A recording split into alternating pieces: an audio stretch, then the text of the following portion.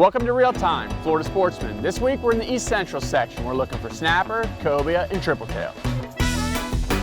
It's time to find the shortest route to the hottest bite. We scan Florida Sportsman's regional forums for the best fishing reports, then travel to make real anglers our local guides. Give me some of that! Together we let you in on secret spots and hometown moves. That's what I'm talking about! Oh yeah, she's done for now. This week we're fishing with Mark Wilson, aka Docked Wagers, from the East Central section of the Florida Sportsman Forum. We're heading out of Cape Canaveral. We're looking for triple tail, cobia, and snapper. He's taking the line. Look how beautiful that fish is. Look at that color. All coming up on Real Time, Florida Sportsman. This is my first time out of Port Canaveral. This area is well known for its cruise ships. With the proximity to Orlando, it's a great jump-off destination for these big boats to go out to the Caribbean. But we're here for a different reason. This area is well known for certain fisheries. The red snapper, the cobia, and the triple tail are great up here, and these guys have it dialed in. All right, East Central section, Florida Sportsman Forum. Mark Wilson, aka Docked Wages, going out of Canaveral here, Canaveral Port. Yeah, Port Canaveral. What do you got planned? We got a buoy line out here. We're gonna look for some triple tail first off. Then after we work the buoy line, we're gonna get out a little further and look for, in 55 feet of water, look for some weeds, debris, and look for some free swimming cobia. And hopefully later today, the manta rays will pop up. They've been popping up later around here, around 2:45, 3 o'clock. All right. So we got a long day in front of us, and hopefully we'll get some nice fish. You also have some good snapper population too. Maybe we'll give it a try. Yeah, what happened is, the cobia, since it's kind of a wacky season this year, because the weather's been off, the rays haven't really shown up. So we've had to resort to jigging off the bottom for cobia. In cobia season, cobia's a bottom fish. And what's unique about it is it's a bottom fish you can sight fish for. But lately we've been having to get out in the 55, 65 feet and just jig off the bottom and catch whatever we can, bring it up, and the cobia's been coming up with it. Because the rays aren't around bringing them up right now. It's pretty bad when you got to catch nice red snapper to bring the cobia. So because of snapper ban, you can't keep snapper. They're out here like cockroaches. So we'll catch some nice snapper, bring them up, and the cobia coming up behind it. So when we get out to 55, 65 feet of water, we'll throw some jigs down, see if there's some snapper at home, and hopefully they'll bring some friends with them. Well, we got a pretty morning. Let's get out there. Heading out of the port, there is a lot to see here. On one side you have these giant cruise ships. You have these small marinas with private vessels. You have a naval base, a submarine base. And you have these longliners, commercial fishermen, so it's a pretty interesting place to take off out of.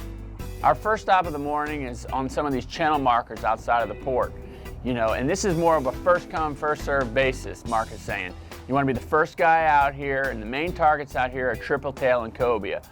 So just a quick half mile out here, hitting these buoys, you saying, on the way out? Yeah, this is a buoy line. We got a whole set of cans going out here, about 4 or 5 miles, and we're gonna hit each one of these here and just drop a shrimp down there and see if there's any triple tail down below. So later on we'll be sight fishing for them, but right now, if they're out here in the low sun, they're gonna be down low. So it's just a shrimp on a jig head? Shrimp on a jig head, pinch the tail. I usually snail it right in the back like that. Gives a nice live effect down there. If it's not a triple tail, there's probably gonna be some bait fish down there. If we get one of them, we'll throw them in the bait well for a finicky cobia later. All right. Mark's throwing a live shrimp. I'm gonna put this 3-inch gulp shrimp on a jig head. Great thing about this is, the little critters have a hard time getting it off the hook. It works just as well, so see if triple tail wants that. We bounced around on some of the channel markers. We got some small bluefish and a couple other critter bites. Not what we were looking for, so we continued on. So nothing going on the cans? Push off? Yep, let's push off. Nothing but just little toothy critters there. Since it's still too early to start sight fishing with this weather like this, we're already out here in 50 feet of water. We're gonna bump out a little further to a little natural drop off and just start jigging off the bottom and see if we can't bring something up that way.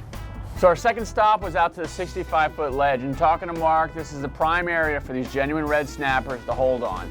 It didn't take long at all and we were hooked up, and I didn't even have time to probably get the right rig out. I still had my small rod out that I was using for triple tail, and I just took that jig with a gulp, threw it out there, and I was already hooked up to a red snapper. Fish on? Yeah, I dropped that gulp down there. Nice.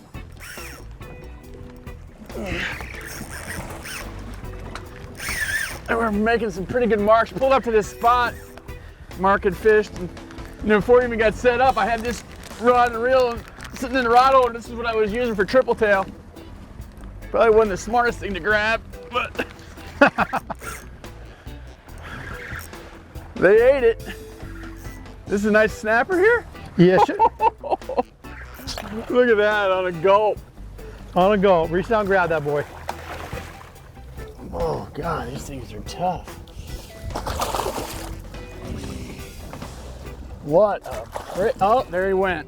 What a pretty fish. Tied this on for the triple tail.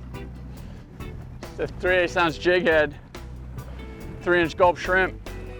I can't get it down 20 feet, no snapper, or inhaling it.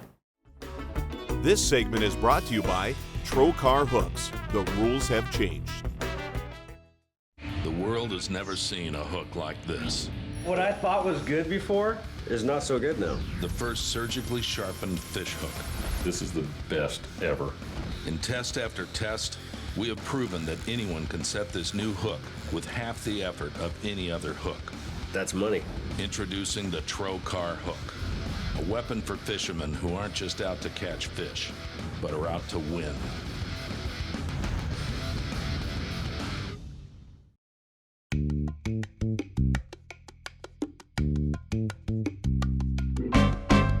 So we just slid out here to 65-foot depth. You said it's the ledge out here that's holding all these snapper?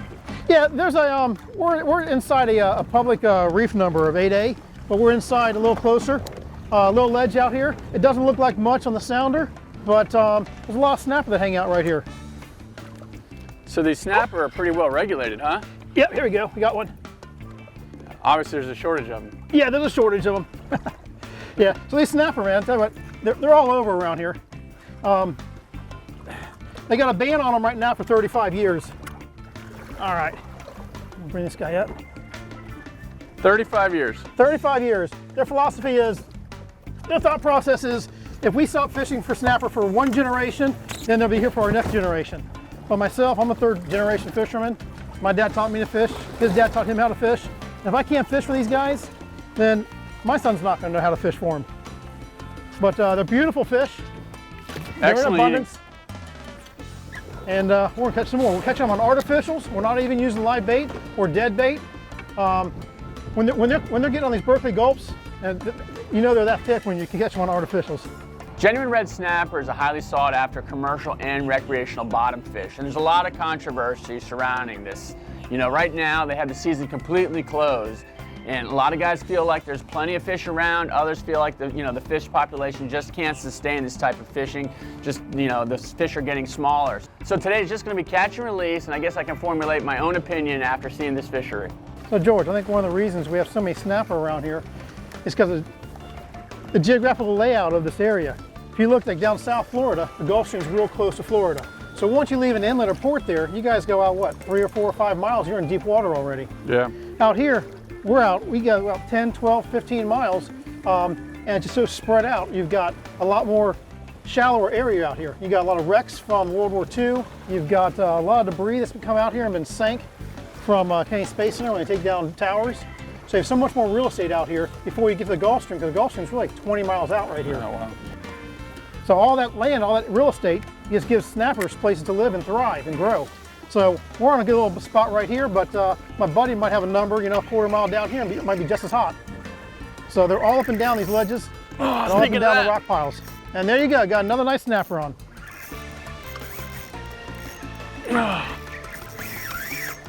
He's taking the line. Love the sound of that.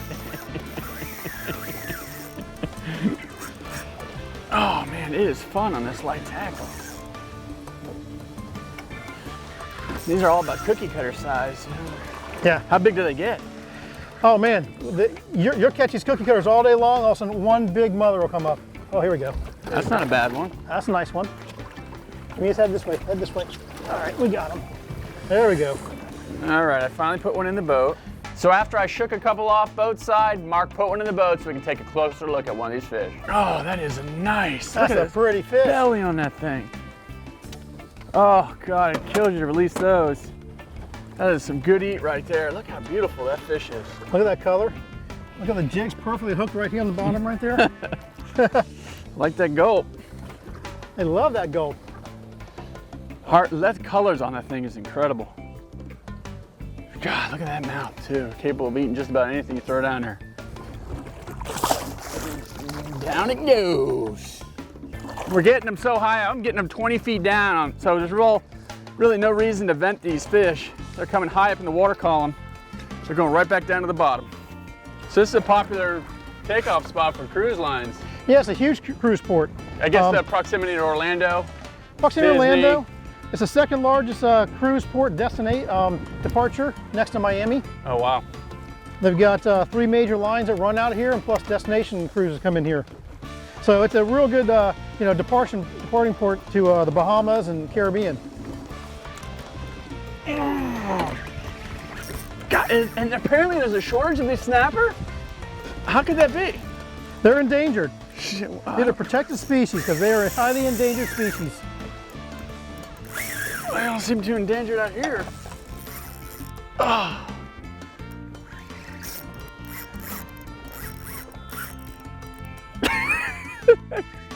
Don't grab the trout rod. How far down were you when you I'm hooked them? literally 20 feet down. These fish are not even coming off the bottom. I got a 3/8 ounce jig head, not even getting to the bottom of the water column. That Ray Marine is marking them all the way up on the water column. That gulp shrimp.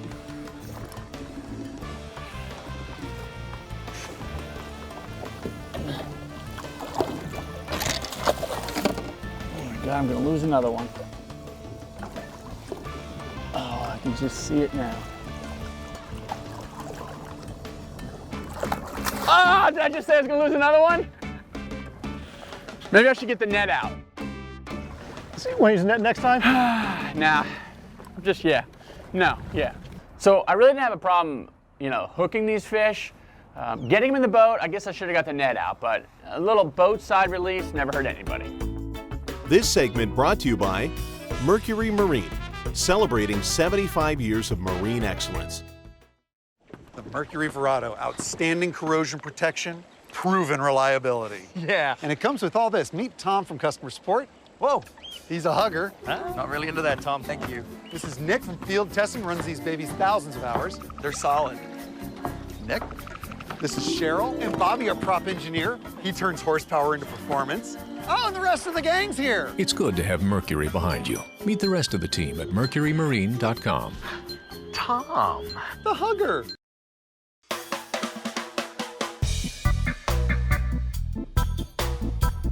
So we caught a handful of these genuine red snapper. I've caught them maybe once or twice before, so it was nice to get the bend in the rod, get the skunk off the boat first thing. But we're gonna decide, since it's catch and release, season's closed, let's leave this fishery and head over and look for some cobia. We're at the beginning of the cobia season up here in the east central section of the Florida Sportsman Forum, and talking to Mark, he says this kind of coincides with the migration of the manta rays that are coming through as well. These fish have a tendency to, hang on some bottom structure, they hang on sharks, they hang on rays. So there's a lot of different ways that you can target these fish. Recently though, he's been seeing some rays, catching them on rays, but he's also been getting them on some artificial bottom numbers as well. So we're just trying to get our bearings on this artificial reef, looking at the bottom structure, make sure we get it positioned well. But wouldn't you know it, immediately 2 cobia swim up to the boat. I got a small cobra remora. I'm going to wrench him up. Little cove. No, I got a little cove. Man, that one just shot up. That's a big effort.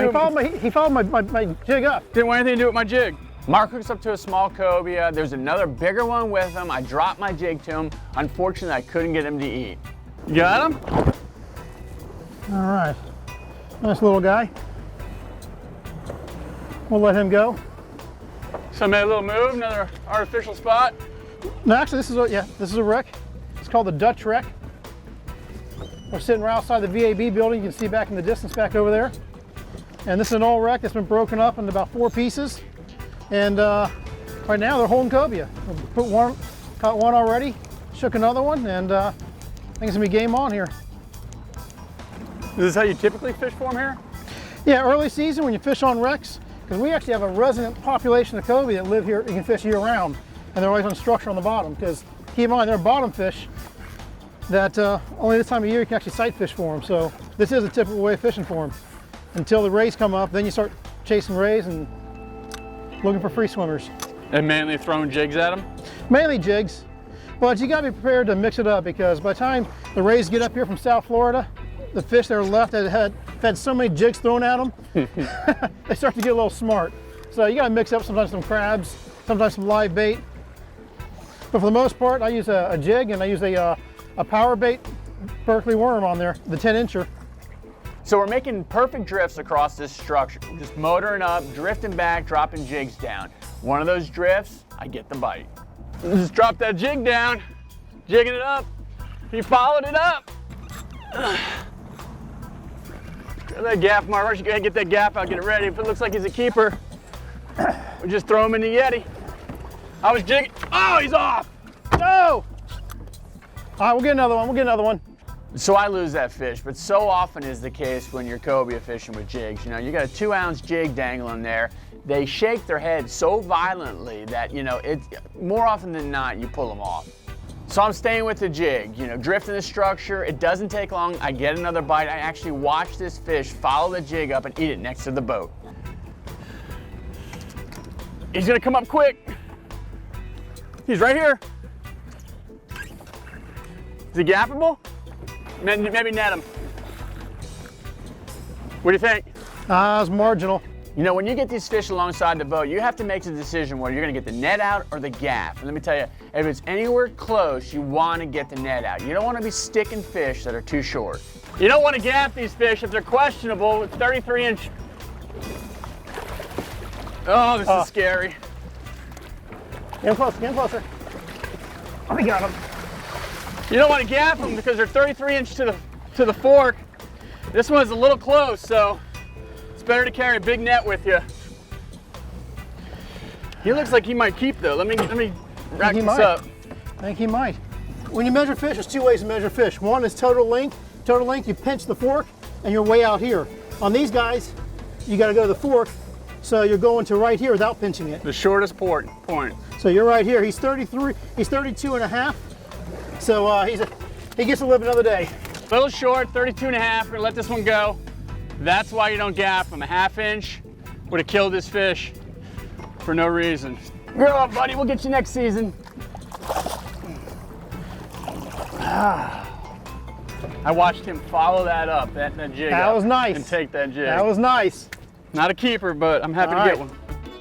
Mojo, the next generation in sport fishing apparel. Fishing isn't just a sport, it's a lifestyle. Mojo Sportwear has created a line of high-performance fishing apparel that's constructed from the most technologically advanced fabrics on the market. It's the next generation of sport fishing gear, and it's available today. Get protection from the sun while staying dry, even on the hottest days. It's time to get your mojo on.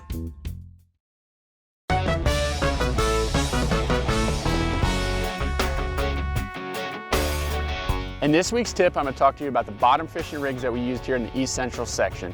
Know that these are the same rigs that you can use throughout the whole state of Florida when you're bottom fishing. Start off with, you have your basic knocker rig. Your weight is on your leader. Nothing's holding it. It slides all the way down to your hook. Now what this does is get your bait right down to the very bottom. The second setup that I'm going to talk to you about is the fish finder rig. This is really common. A lot of bottom fishermen guys use this. So you have your weight. It's up on your main line and it's held up there above the leader, typically either with a swivel, or what I like to use is just a pinch weight to hold it up there. Then you have a section of leader. This depends on the type of fishing that you're doing. When guys are mutton snapper fishing, they have leaders up to 40, 50 feet long. So think to yourself, this weight is down on the bottom, pegged on the bottom. If you have a long section of leader, then that bait can get up off the bottom, and there are fish that are, weary, like mutton snapper, with that long fluorocarbon leader, it's very effective to get the bite. Another one that's kind of like a hybrid between the two is just your weight is actually kind of looped on your line, and you can adjust this. You can use a smaller weight, put the weight where you want it. It just holds that lead up a little bit above the hook. So a great quick way to put a little bit of weight on there to get it subsurface. The rig that we really used a lot here in the East Central section when looking for this cobia is just a jig. You got a section of 60-pound fluorocarbon leader, 1 2-ounce jig depending on the current and the depth of water. What we did is on this jig we went ahead and put a Berkley Gulp tail on there to add some scent, and it helps with that cobia bite. And lastly, what I used when I was snapper fishing was just a small jig head. 3/8 ounce jig head, light line, dropping gulps down to the bottom, very effective for the red snapper fishing up here. So if you utilize any of these types of techniques for bottom fishing, I think you'll improve your chances of catching fish.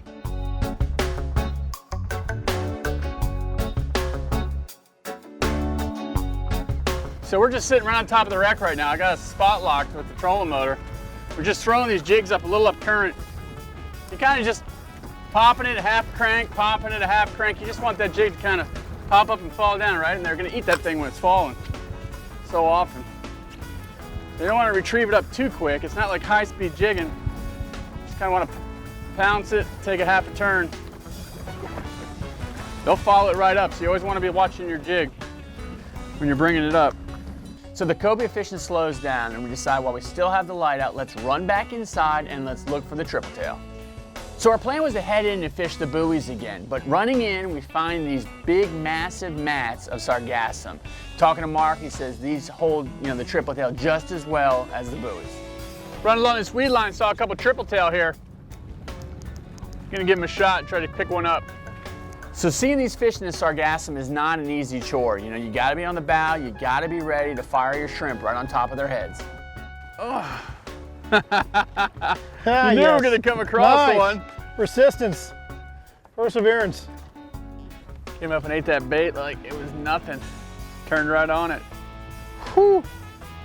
I mean, look at the colors. I mean, so hard to see. If you're not just poking along, if he doesn't look like a piece of sargassum right now, nothing in this ocean does. Look at that. Yeah, you can see the coloring. You can see how the three tails go together. Oh yeah. The little Trocar 1.0 did the trick. Look at that little baby J-hook. Nice little fish. How big do these have to be? 15 inches. 15, so he's short. He's gonna grow up. They get a lot bigger than this out here, but I tell you, fun to catch. Look at the mouth, almost a mouth like a brim. Well, you notice when you're fighting them, he turns sideways. Yeah. And when he turns sideways, man, they fight like such a bigger fish. Oh, how cool is that? Right back into his home. So I got my 3 targeted species. The light was getting low, the day was long, we decided to call it, head in and get some dinner. So we got dinner at Grill's restaurant right next to the boat ramp, and it was a great spot. Sit there, watch the cruise ships come in and out. We sat there with Mark, had some drinks, reminisced of the day, and let me tell you what a great guy to fish with. In this East Central section of the Florida Sportsman Forum, what an awesome destination. It was because of Mark's picks and posts that I chose him to fish with. I need your reports to continue, so I may fish with you next on Real Time Florida Sportsman.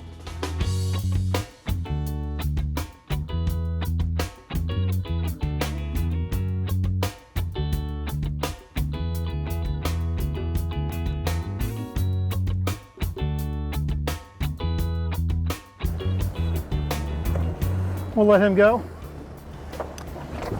Damn it! Blooper reel! You're gonna blooper reel.